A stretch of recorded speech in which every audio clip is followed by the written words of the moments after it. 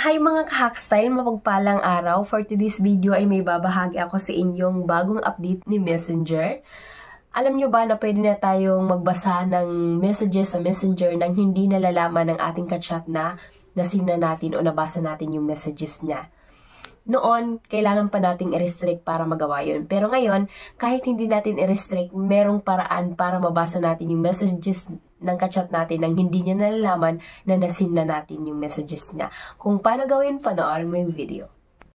And guys, nandito na tayo sa aking screen. Kung mapapansin niyo, dalawa yung messenger ko. Yung isa ay yung official account ko at yung pangalawa naman yung ginagamit ko sa tutorial. Yung clinon ko lang na application.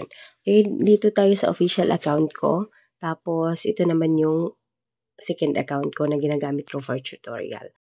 Dito sa second account ko, search natin yung official account ko. Ayan, tapos mag-send tayo ng maraming messages. Ayan, tapos punta tayo sa aking official account. Na-receive na natin yung message. Bago natin basahin, ilong please lang natin yung message. Tapos may nakalagay dito na archive. Pindutin natin yan. Tapos dito sa left side, sa taas, merong hamburger line. Pindutin natin yan para lumabas yung mga menus. Ayan, dito na natin makikita yung archive. Pindutin natin yan dahil dito napunta yung message kanina na in-archive natin. I-refresh lang natin. Ayan, nandito na siya. Ngayon, pwede na nating basahin yung message na pinadala sa atin. Ayan, nabasa na natin yung messages. Ngayon, punta na tayo sa second account ko na nagpadala ng messages na sa official account natin. Ayan, dito na tayo sa second account ko. Dito, hindi niya pa nakita na nasina natin yung messages.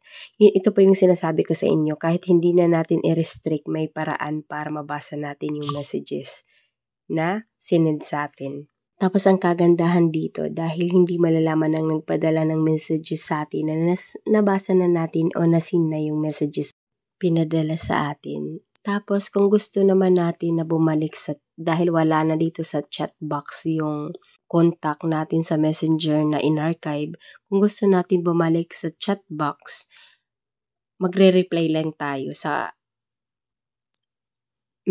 account na yun para mapunta sa chat box. Pero kapag nag-reply tayo, masisinan niya na nabasa na natin yung messages na pinadala niya sa atin.